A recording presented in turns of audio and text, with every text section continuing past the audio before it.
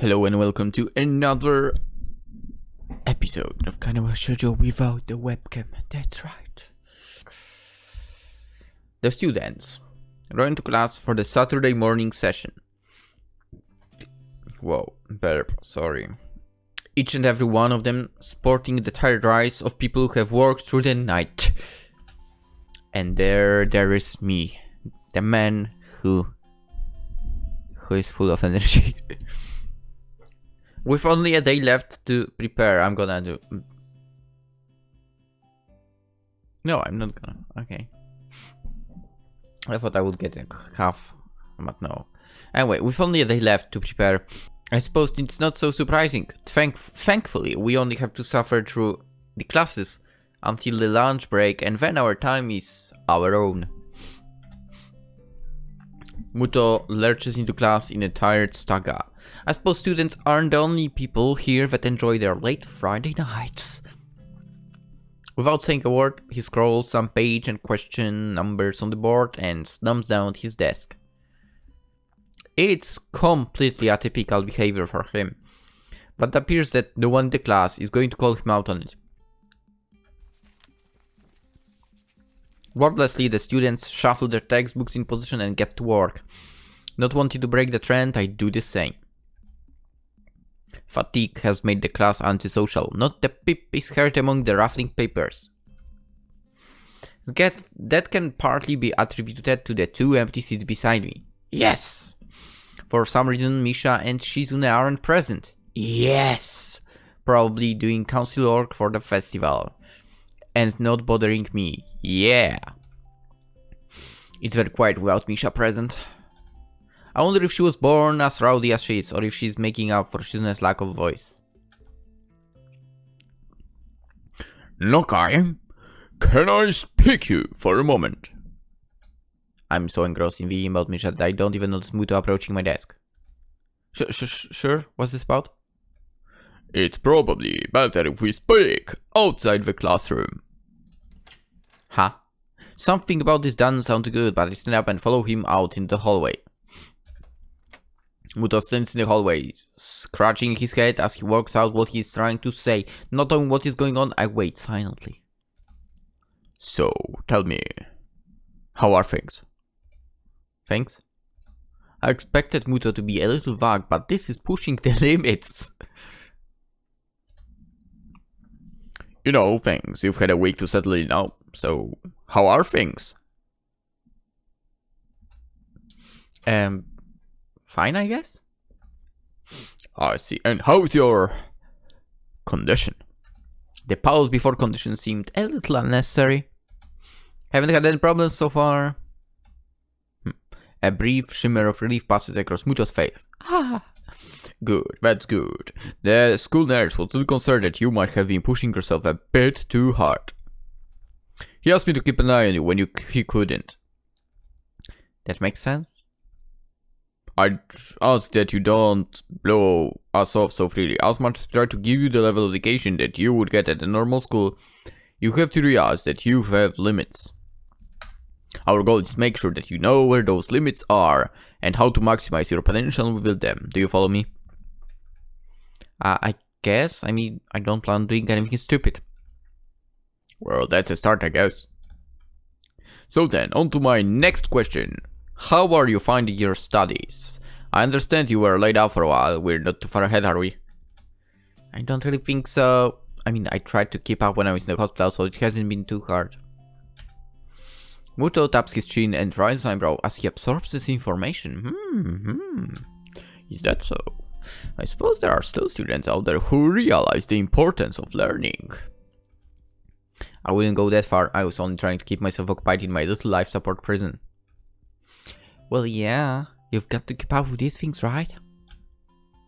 That's exactly it. One wrong move in the world and you're left behind, right? Right. Wouldn't want that to happen. No, you wouldn't. Every week there's a new scientific discovery. Most of them mean nothing to the layperson, but any of them could be the key to the next big thing. I'll keep that in mind.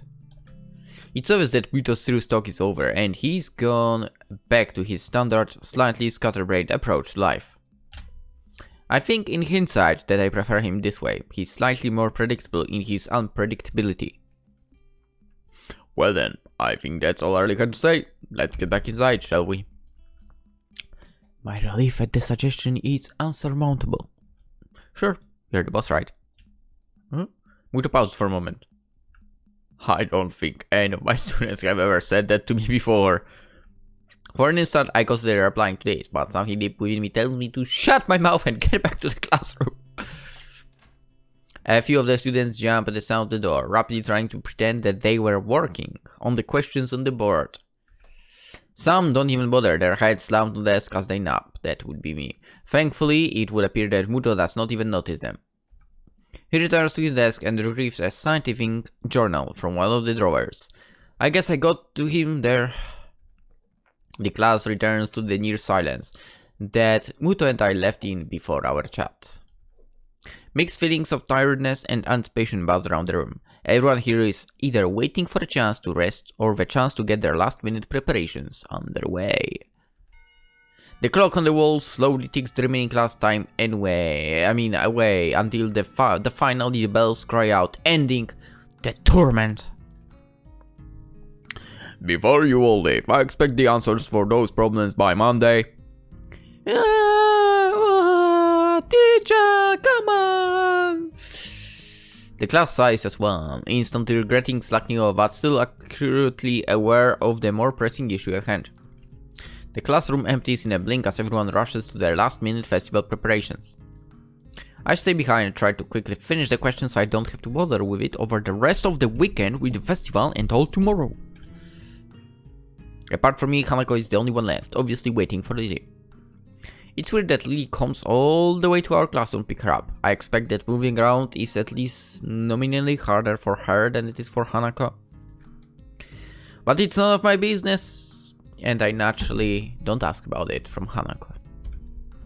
Despite the relative proximity of our seats, neither tries to strike up a conversation about that or anything else either, so an oppressive silence falls upon the classroom. Time passes in silence. It's probably just 15 minutes or so, but it feels longer. I turn pages of my notebook. Hanako turns pages of the novel she's reading. My pencil lit splinters against the paper just when I was about to finish a paragraph. The sound of my irritated sigh and subsequent fumbling around for sharper nails feel like they are breaking the mood in the classroom. Hanako keeps her eyes firmly away from my direction. Before long, Lee's tall figure appears in the doorway. Hanako. Her name is all it takes to make Hanako jump up from the desk and run to Lily. They talk quietly for a moment, but it isn't long before Lily leaves down the hall and Hanako is back in the classroom, taking her seat once again. I watch Hanako out of the corner of my eye, out of sheer curiosity at the idea that the two would be separated. For a couple of minutes, she does nothing but sit with her chin in her hand, staring at the desk dejectedly. The boredom evidently becomes too much for her for her slender frame reaching to her back and pulling out a small book. Come to think of it, that isn't the one I saw her reading at the library. She must be quite a fast reader to get through them at this rate. After about 10 minutes of restlessly shuffling her seat and trying to read, Hanako closes her book and leaves too. As should I, since the assignment is all but finished, and there is nothing else to do in the classroom. Not that I have anything to do anywhere else either. The school is a beehive of activity, but nobody pays me any heed. I've sauntered past classrooms filled with students frantically doing this and that, buzzing around like little worker bees. You wouldn't guess the school day is over. It's a bit quieter outside, but not by much. People zip by left and right, hurrying as quickly as they can, busy and energetic. I feel the opposite. The midday sun seems to be draining all the spirit of my body, making it feel limp all over. That's me for the past couple of days. Warm, soft air flows into my shirt. I know where the heart comes from. Feeling like a cushion. I yawn lazily, thinking about what I'd do. A drop of my books at the dawn first. And then... something I haven't decided yet. Maybe Kenji's in his room. On the way to dorms, I spot Emmy coming my way. Running despite not having those weird running prosthetics on. I wave at her and she skids to a stop. Yo, Hisao! Spatters white and green paint adorn her nose and chin respectively, but her smile is white and it seems it always is. She leans closer to me, amplifying the feeling she's examining me. What today? Nothing really. I don't have anything to do for the festival and everyone seems to be doing something important. That's perfect, then you can help me and Rin. With the festival preparations? I'm not sure if I would be much of help. That's fine, I'm not much help either. Amy grabs my wrist and starts dragging me back inside the school quite forcefully. Even her walking speed is more like jogging, made me stumble over myself simply trying to keep up. The stairs slow Amy down a little bit, maybe it's hard to climb her legs, or maybe she's finally out of breath. We go all the way back to the third floor and to the seniors hallway, ending up where I left 5 minutes ago. I could just as well have stayed here waiting for Amy and if I'd known. So is Rin working on that mural still? That's right, she needs all kinds of paints and brushes and stuff, so I want to get them from the art classroom. And you need me to help with that? Well, Rin told me you already helped her, so I thought you wouldn't mind. I see. So thanks to Emmy's flaky logic, here I am again, collecting stuff from the art classroom for the other people. The room is empty, apart from ourselves and the lonely specks of dust floating in the air. Emmy skips straight away to the back wall, digging out a tiny crumpled piece of paper from her pocket.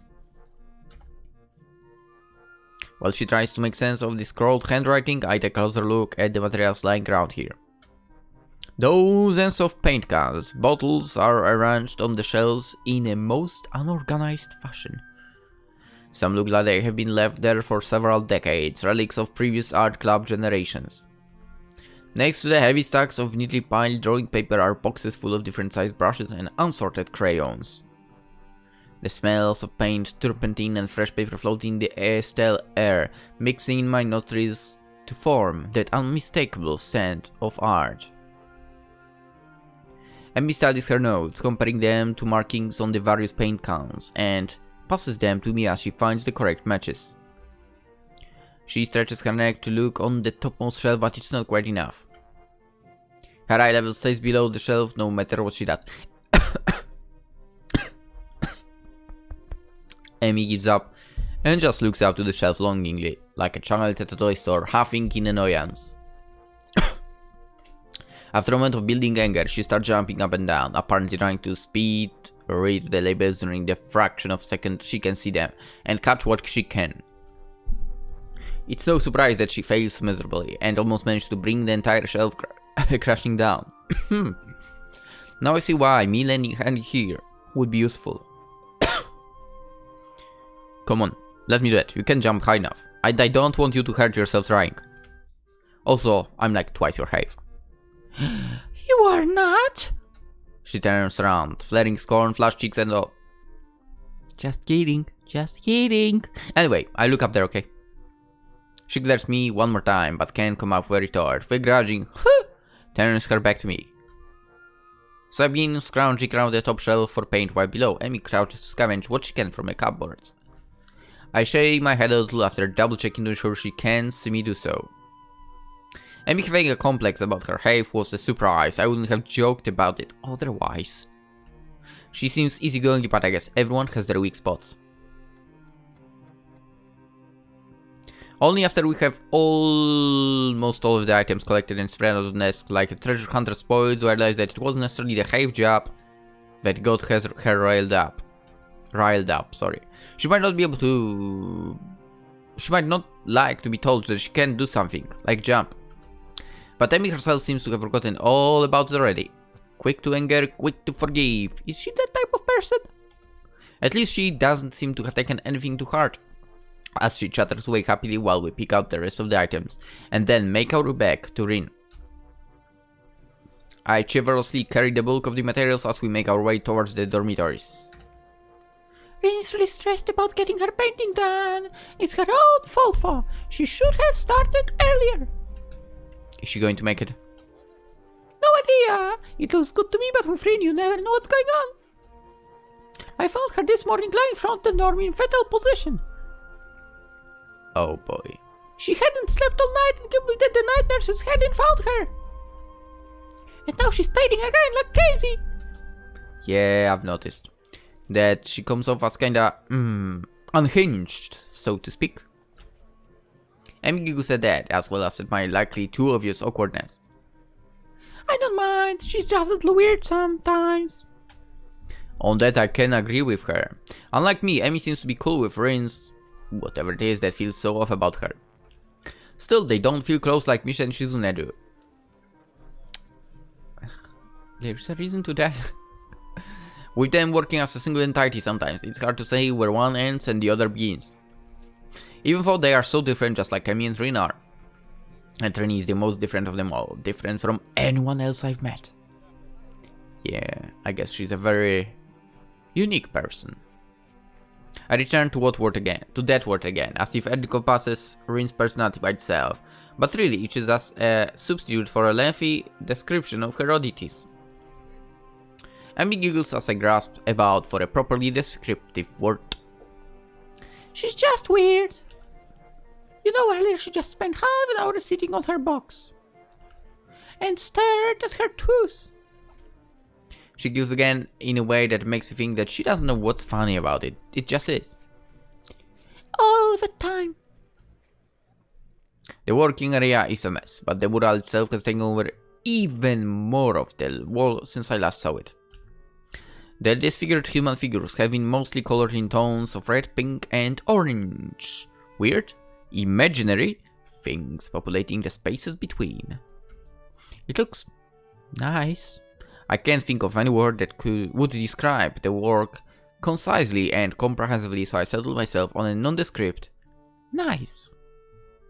But honestly, it seems that the area around the wall becomes untidier at the same rate as the mural progresses.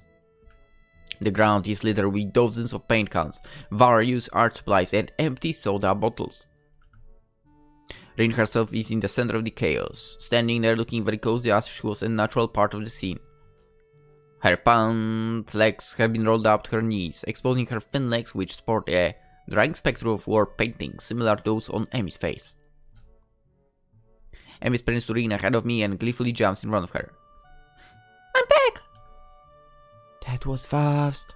Did you run in the corridors again? Hisao helped me. Amy points victoriously at me.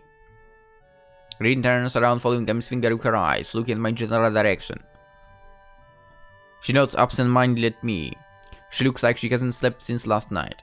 A vacant, glazed stare that's focused slightly off me, and movements like in a slow-motion movie. Hello, Hisao. Thank you for your help. Don't mention it. I just did. Never mind. Looks like you've made progress, looking good as far as I can tell. But now, you get more bad luck. I know, but I'm willing to take the risk. That's a very nice thing to say. For me, of course. Not for you. That's why artists are always unlucky. They have to constantly look at their unfinished paintings. So artists can't find romance, their favorite TV shows are cancelled, or they die out because of an unspecified disease. It's a deep and mysterious law of the universe. Unless they are blind. She considers this for a while, looking like she's going to fall asleep. There is a boy. At the art club, you see, blind boy, so he doesn't see. You already told me. I glance sideways at me, and she glances back in a way that tells me she has heard this one before too. Neither of us says anything to Rin. So she continues her monotone soliloquy like an unfunny stand-up comedian. He should become an artist. No bad luck. Guaranteed. Don't you think that would be a good idea? That only blind people should become artists? No, not as such. You might have a point.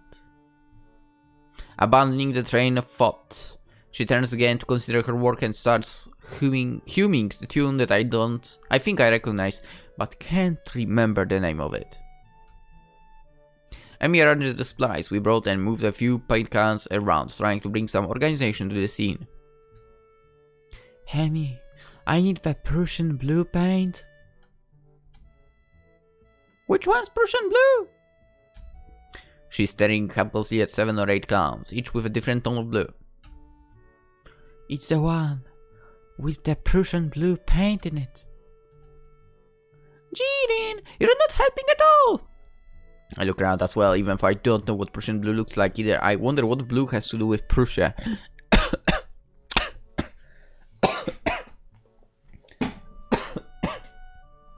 True. Or what Prussia even is. How do you not know that? This name sounds vaguely familiar, but I can't place it. While none of the blues look more Prussian than the others, the small print on the labels is legible enough to determine that none say anything about the contents of being Prussian. There is no Prussian blue here. Amy heaves a sigh. I guess I had to go back and get some. I promised to help with our class project, so I'll be back a bit later. Can you manage without it for a few hours? Rin nods and so Amy leaves. I mean, I could go. I stay because I like watching Rin paint and because I have nothing better to do. I sit on a box and pick up today's book from my bag. It's a story about 3 guys drinking beer for 2 weeks straight and doing little else.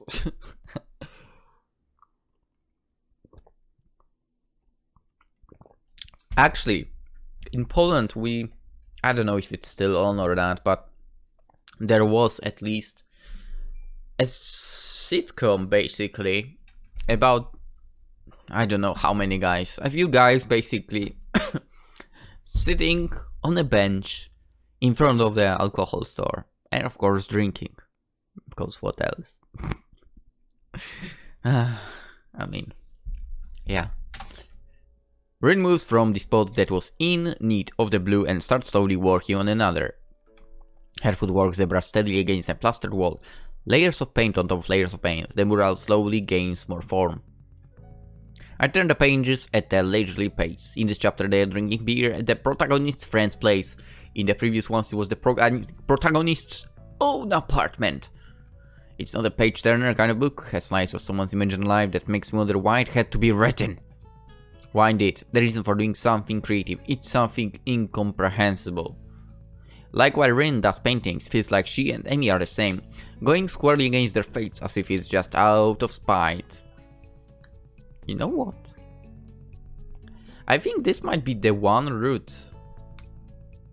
The one route where Hisao is like, you know what? I don't want to follow into science. I want to follow into something else. It feels like that. But maybe I'm wrong. Rin even said something like that. Do something you can't, just because you can. Is that what she meant? Is that her reason? It might be Amy's. She comes off as quite a headstrong person. Rin doesn't give off that kind of an air. Think about it, she doesn't give off any kind of air. Maybe a different kind every time I talk to her.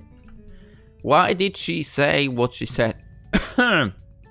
Why does she or anyone at all paint or draw or sculpt or write?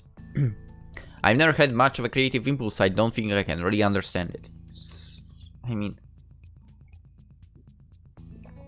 I would like to say same, but then again, I mean, it might be just let's plays, but still, it's recording.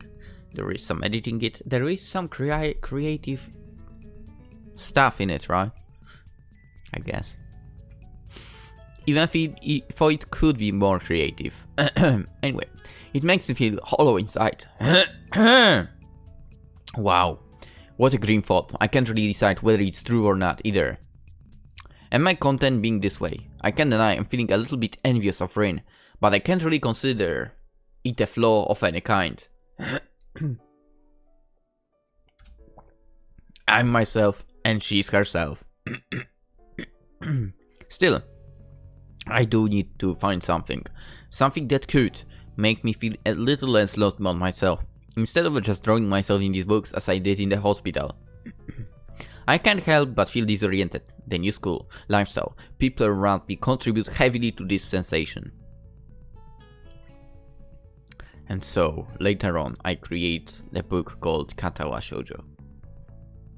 Hey! I mean, it wouldn't be such a bad turn of events.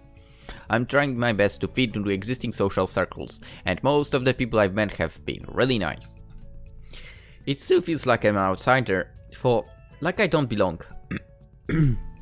I shake the feeling off, realizing that I'm spacing out. I have neither turned a page of the book nor done anything for Rin. She's trying to pour some paint from a big can using only her feet, having not bothered to ask me, or maybe she did and I didn't hear it. Either way, it looks very unstable. I quickly jumped her as it looks like she's about to spill the entire contents of the can all over the pavement. I take the can from her feet and pour some in the bowl. She doesn't say anything, and neither do I. I catch a glimpse of her eyes looking silently at me from under her unkept bangs. It's an unreadable expression, a perfect poker face, mixed with a hint of something like a mild surprise. I wonder what she's thinking. Maybe she's wondering about what I'm thinking. Maybe nothing. A penny for your thoughts. Do you have any pennies with you? I don't think I do. Then I don't think I will tell. I'm not thinking anything either, so we're in luck. Except now, I just did. She frowns, looking very unsatisfied. It's hard to not think about anything, but it's important. I'm about to ask why it's important when some old guy walks up to us looking like he has some business with Rin. Who the heck are you? Good afternoon. Oh, no. Good afternoon. How's it going? I can make it. Rin doesn't take her eyes off the wall and responds so naturally that I can only assume they know each other. I haven't seen the man before, so I naturally... Same! I have no idea who that is. I haven't seen the man before, so I naturally wonder who he might be. Maybe a teacher? His hair has faded to a silvery grey, so much so that it looks artificially dyed. I hope that's not the case. Small, round glasses hang on the bridge of his nose, but it appears he's constantly looking over the lenses rather than through them. He's studying the mural intently over said glasses. Good. What about composition you have here? He moves to inspect the mural closer, talking to himself about it in a way that makes it obvious he wants us to hear it too. Very good indeed. I don't really know what to make of it, but Rin doesn't seem to care much. She's looking around her working space, the various balls of different tones scattered all over. Hisao. A little more of this. Give me a second. I pour a 50-50 mix of two paints into the bowl to create more of the same pale pink tone Rin was using to fill up the shape of a man's face. Rin watches me doing so, which makes me feel nervous somehow. Her face is so unassuming that feels like she's just waiting for me to do something wrong. The man turns to recon me as well, looking surprised as if he noticed my presence only just now. Maybe he did. Why, hello there! Who might you be, huh? Yeah, I'm a transfer student to class for free. Hisao Nakai, nice to meet ya.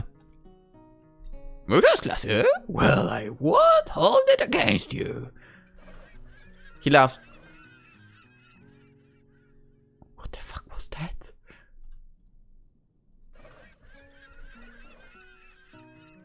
Is that supposed to be his laughter? What the fuck? He laughs very loudly, obnoxiously loudly. A few small birds take flight from a nearby tree. Oh, okay, it was the birds. Okay, makes sense. I've seen Shinomiya, the art teacher. So this is the art teacher. In retrospect, should have guessed that much. He even looks like one as far as first impressions go. Does he?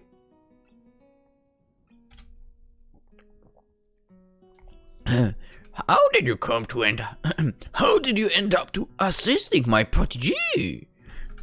I wish I knew. I wish I knew. Save the game. I mean, no, don't overwrite. Don't overwrite. Oof. Lucky. I just kinda stuck with her, I think. I'm interested in the art club. number 2. I guess I'm a little tiny bit interested in the art club. Something that you would never hear from Lynx. I blurted out partially inadvertently. What do you mean? Nothing specific. I wonder if I could come by sometime, even just to observe or something. I've been thinking that I should join some club or something, so it's in no way a premeditated move, but a vague sense of determination has really been building inside me this past week. I want to do something. I want to belong somewhere. It might as well be the art club, my shortcomings notwithstanding. That teacher seems pleased. Oh, you want to join? Well, we always welcome new people, of course. Club meetings are normal enough. We study various aspects of the fine arts and try our hands at them as well. Or feet. He gives an embarrassed cough, but he doesn't seem to mind. I take a small amount of comfort from the fact that I'm not the only one with vocabulary difficulties in the school. Numia rebounds from his faux pas by tactically checking time from his huge, gleaming pocket watch. Oh my god, that's so cool! And slaps his forehead even more tactically. Pocket watch. I mean, maybe one day I'll get one. For now, I'm sticking to wristwatches. I really must take my leave now. I really must take my leave now, but if you have questions, I'm sure Tezuka can clarify. Somehow mentioning clarify and train in the same sentence doesn't feel right. Alright, don't say as much to the teacher, since he seems to be in a hurry. Tezuka, I'm pleased to see that little project is going so well. I just stopped by to remind you not to run off by yourself tomorrow. I've invited certain people to the festival for you, and I'm sure they'd like to meet you as well. I hope I'll see you on Monday then, Nakai. The teacher leaves, and we are left by ourselves again. Rin is still painting as if nothing notable happened, since nothing in fact did. I'm left wondering what on earth is wrong with me.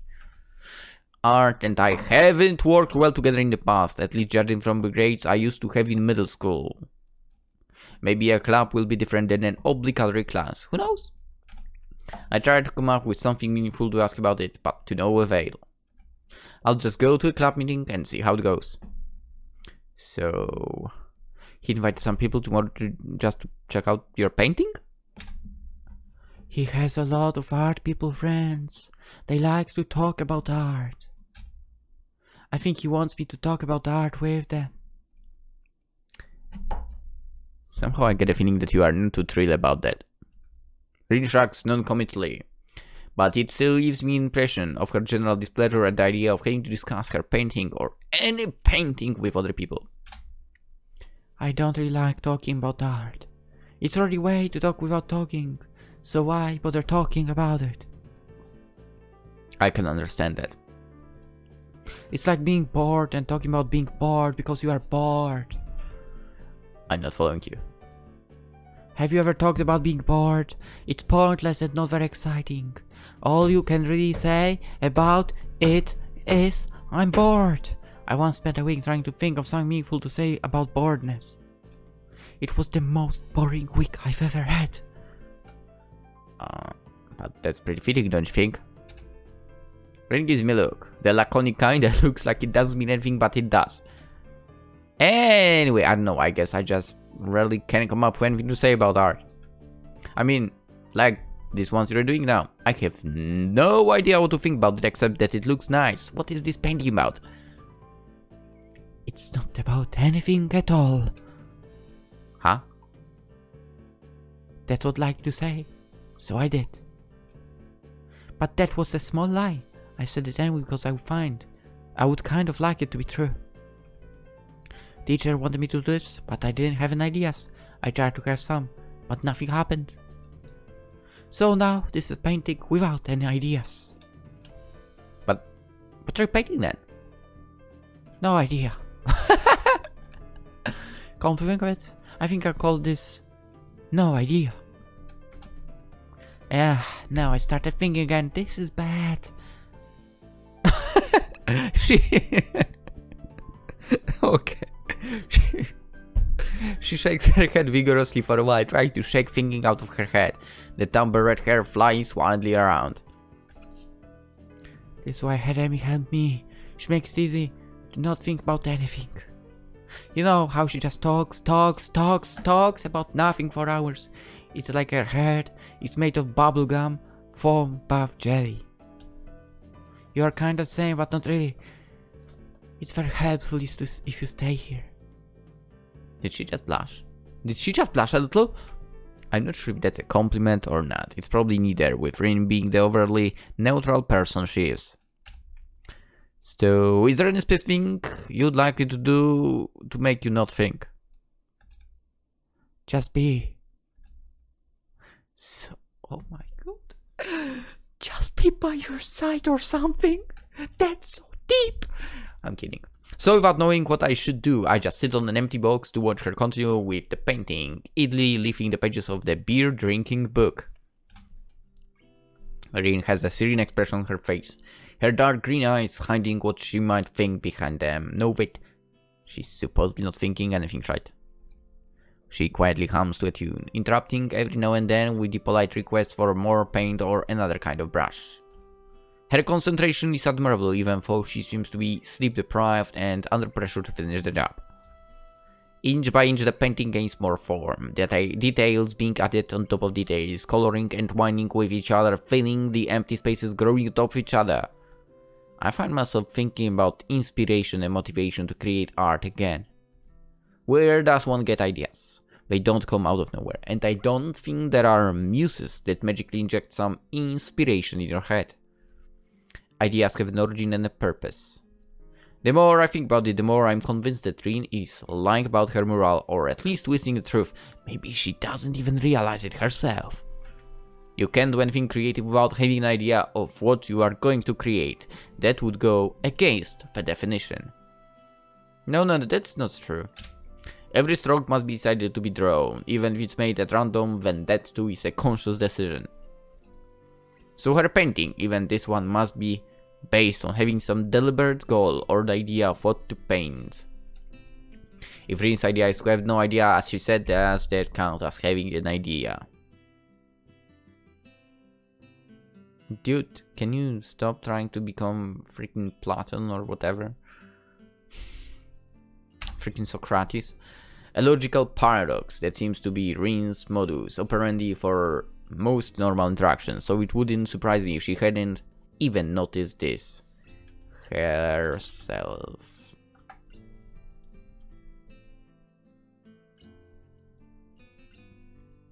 I wonder if I should bring it up, but I'm not sure if I want to engage in an argument about logic with this girl. One of us would probably end up short-circuiting fairly quickly, so I discard that thought. Rin is squirming and shuffling restlessly. Even her usual blank visage breaks occasionally into pretty difficult looking expression, the kind that one doesn't just come up with accidentally. Everything alright? Yeah, no. My back started hurting again. This painting is too big after all, and it's hard to paint in this position. Want to take a break? After I finish this part. Of course, she doesn't take a break, and I don't bring it up again because that would be completely and utterly pointless. Rin continues her work and I stay with her. I like to watch her paint, and I'm going to be a member of the same club she's in now. I'm sorry, Muto. I'm so sorry. When she declares the mural to be finished, it's already so dark that I have no idea how she can tell. There is no celebration, no general sense of a job well done, just a tired and laconic "I'm done," and then we both go to sleep. In dormitories, I hope, right? Anyway, that would be it for today's episode. Hope you enjoyed, hope you have a wonderful day. And I mean, probably I will finally see you again from, you know, kind of behind the webcam. Basically, you'll be me again. Yeah. Anyway, see you in the next one. Bye bye.